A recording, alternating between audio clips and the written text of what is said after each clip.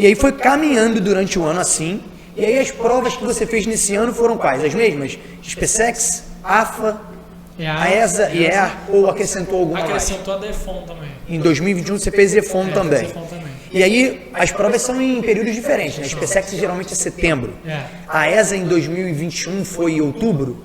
Eu acho que foi uma semana depois da SpaceX. Uma semana depois. Mas aí como a SpaceX ano passado foi tipo 27 de setembro... Aí acabou sendo em outubro. E a EFON foi que dia? Você lembra? O mês? Foi um mês antes da SpaceX. Tá, então vamos botar aí só pra gente situar a galera. Então a SpaceX setembro, um mês antes, foi em agosto. A EFON. A EAR, tu fez as duas do ano? Fez a do meio e a do final? Sim, a 2 foi em novembro, a 1 foi... Junho e julho. Uma semana antes ou depois da AFA. Era uma semana antes ou depois. Tá, então tu tava lá estudando, né? Tu disse que pecou pelo excesso hoje, que já passou. Mas naquele momento, você estava estudando, você já tinha visto a matéria toda, você fez a primeira prova, a EAR/1, em junho, julho. Aquele resultado saiu antes, inclusive, de você fazer as outras provas do ano. Você lembra como é que foi o seu desempenho naquela prova da EAR? Se eu não me engano, eu tinha feito média 7.9, se eu não me engano, na EAR.1. E eu cheguei a ficar classificado em 384. Ou seja, evoluiu. Não tinha passado nos anos anteriores. Nesse ano você aprovou, ou melhor, aprovou, não classificou, porque eu estava em 300 e pouco. Não, mas eu fui chamado. Mas você não sabia isso, o primeiro resultado. 300 e pouco foi a tua primeira classificação. Sim. Aí foi passando o tempo, você foi fazendo os exames, foram eliminando algumas pessoas e você foi inclusive, chamado. Fui chamado para me apresentar lá. Então tu já passou nesse ano? Em 2021 eu passei na EAR.1 e na ponto 2 também depois. Beleza. Então tu passou nessa ponto 1. Tu tá falando que tu pecou pelo excesso. Mas se o teu objetivo fosse a EAR, tu já tinha concluído o teu objetivo. Você diria que valeu a pena pecar por excesso? Se o teu objetivo fosse EAR e tivesse passado ali, como você falou, passou em julho, em agosto você estava aprovado para EAR. Olha, olhando por esse ângulo, muitos poderiam até dizer que valeu a pena. Mas, por exemplo, a longo prazo, por exemplo, se eu fosse pegar assim, um ano eu dei de maluco, eu estudei que nem um condenado, aquele ano valeu a pena? Se você quiser de aprovação, valeu a pena. Mas a longo prazo não vale. Por quê? Porque se eu tivesse continuado com essa rotina, eu não sei se eu ia aguentar. De repente ia parar num manicômio aí, malucão. Porque, entendeu? Tipo assim, eu até lembrei o nome agora da alergia que eu tive. O nome da alergia era alergia colinérgica. É uma alergia, uma doença autoimune que eles falam, tipo, não tem cura. É um bagulho, ele simplesmente pode sumir um dia ou ter a vida inteira. E no meu caso, sumiu. Não tenho mais esse problema. Por quê? Porque era causado por estresse. Estresse emocional, puramente emocional. Exatamente. Então, quando eu tomei a noção de que esse era o motivo e consertei os meus hábitos esse ano, sumiu. Isso foi em 2021. Tu consertou os hábitos de 2022. Então, exatamente. Ou seja, os problemas do ano passado eu tive que resolver esse ano. Entendi. Eu levei muita coisa de bagagem do ano passado de problema para esse ano.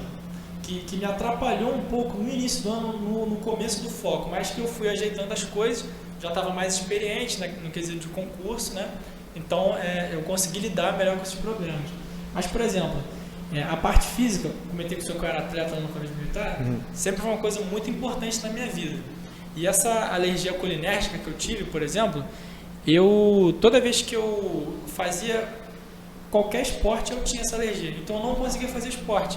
Eu não conseguia correr direito, não conseguia nadar, não conseguia jogar vôlei, que eu jogava vôlei também.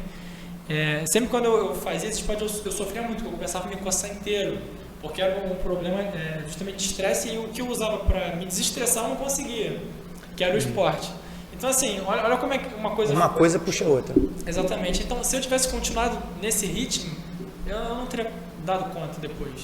Entrar em qualquer escola que eu passei ano passado, ter entrado esse ano, eu não ia ter aguentado.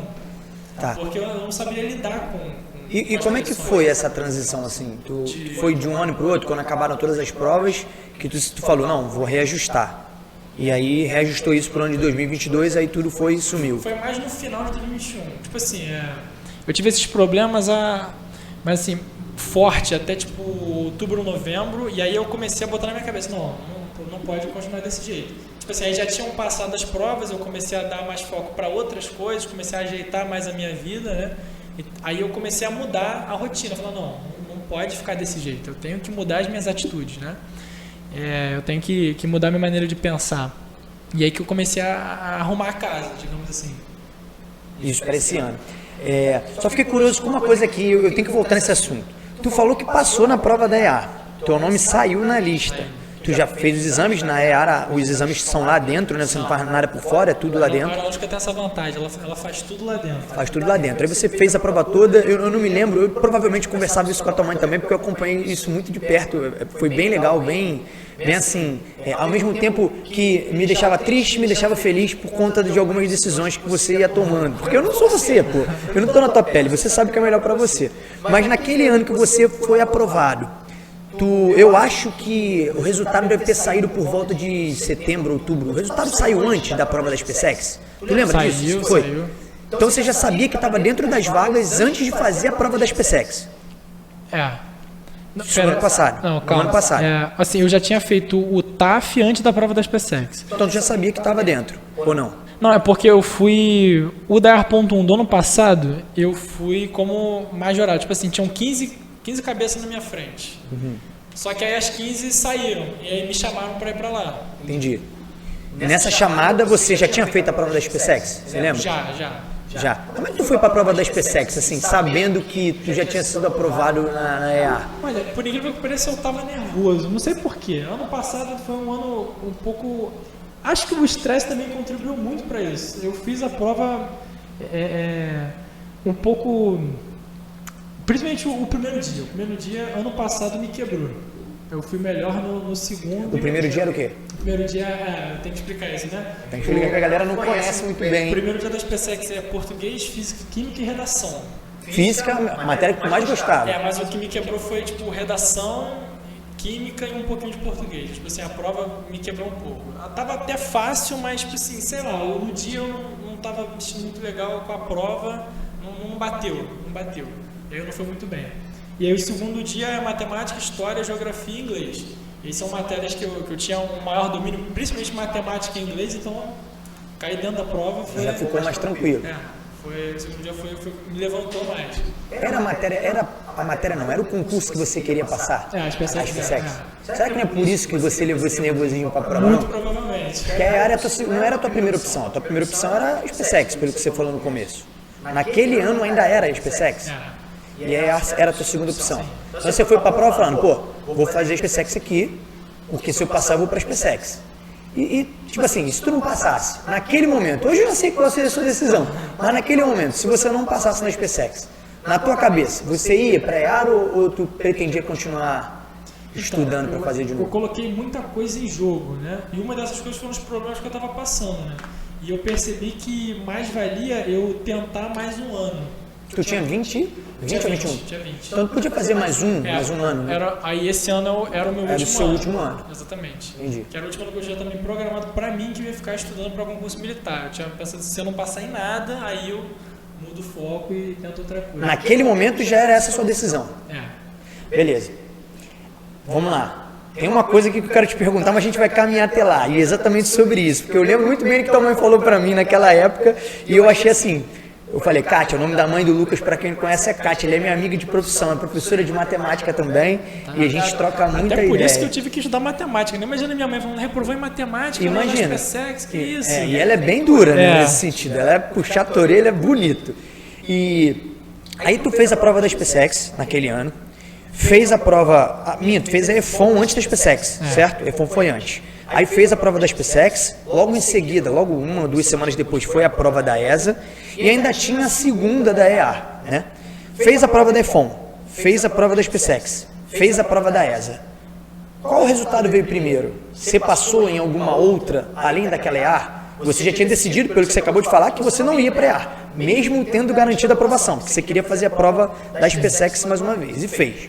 Aí saiu o resultado. Qual saiu primeiro? EFON, SpaceX ou ESA? Tu lembra? A EFON saiu primeiro, mas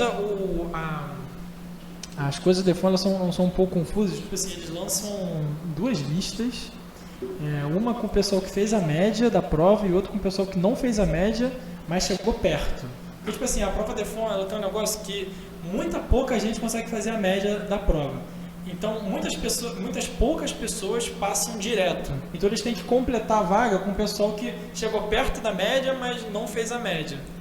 E aí, esse ano, eu digo que ano passado, 2020, foi o meu ano de ouro, assim, em relação a concurso, porque eu passei em concursos que eu não esperava passar. Eu cheguei a passar na EFON, inclusive fui chamado lá pra dentro, eu fiquei em 135 de 144 vagas. Caraca, tu passou no EFON também? Passei na EFON. Eu não acreditava que eu conseguiria e eu passei. E não era teu foco? Não era meu foco. Cara, eu fiz a prova muito tranquilo. Porque eu não tava pretendendo passar. Aí, ó. Isso não conta? Exatamente. Aí tu pensa, realmente pode ter sido isso o ponto decisivo nas PSEGs ano passado, que eu fiz a prova nervoso. E a da EFON, por exemplo, eu fiz tranquilíssimo e foi tranquilo.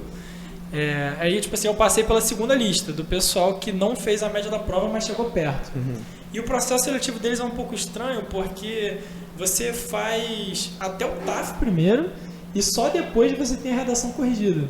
Então você faz todo o processo e aí no final de tudo você tem a redação corrigida e aí a redação entra na nota e faz uma nova média. Nova classificação. Tipo assim, até o TAF eu estava em 300 e pouco. Na EFON. Aí com a redação eu passei de 300 e pouco para 135. Bastante gente. Bastante gente. Ou seja, redação é importante. Importante, bastante. Tem que saber fazer redação também. Tem que saber. Tem muita gente que é importante você estar falando e eu gostei que você olhou ali para eles, porque muita gente, inclusive o nosso último convidado aqui, o Wesley, né, que é sargento do Exército hoje, ele falou sobre isso. Ele passou, acho que se eu não me engano, 600 ou 700 pessoas por causa da redação. Nossa, e a nota dele na redação foi 5,75, foi baixa.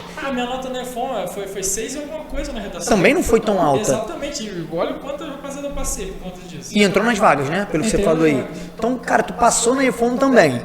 Beleza. E aí, não era teu objetivo? Tu passou, mãe, pai, aí, passei na EFON. E aí, o que eles falavam assim naquele momento? Minha mãe queria que eu largasse tudo e fosse pro EFON, porque ela achou uma ótima oportunidade. Mas aquele negócio, né? A gente também tem que saber tomar as decisões baseadas no que a gente está vivendo, né? E no que eu estava vivendo, pelo que eu comentei, eu julguei ser melhor não ir. Pro meu bem psicológico também, né? Que era melhor eu arrumar a casa, arrumar aqui dentro, antes de eu começar a minha vida, né? Por exemplo, hoje em dia eu sei que eu estou pronto para começar a minha vida. Os concursos que eu passei esse ano, aí eu vou, seja para qual for, eu vou para algum deles. Mas ano passado não estava no momento.